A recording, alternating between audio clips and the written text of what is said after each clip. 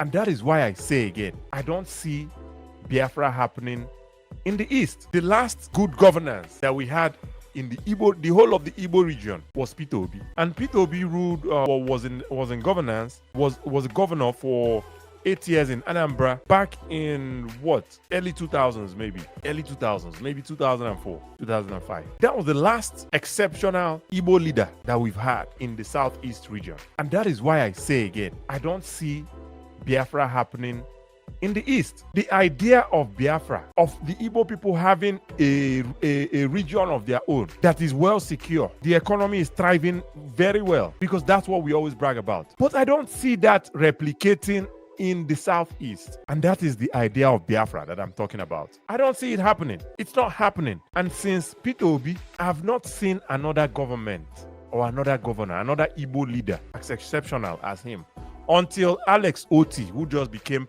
governor 2 years ago. Alex Otti it's been decades, and the Southeast region has not been able to provide or produce another leader like Peter Obi until 2024 or 2023. So how can you now say that Biafra is something that you want so bad? Meanwhile, we cannot produce leaders amongst ourselves that can make our economies thrive, that can bring the 5 Igbo states together and promote unity, security, secure borders. How can we say that Biafra is going to happen when we still see all these insecurities, when we still see the economy not thriving,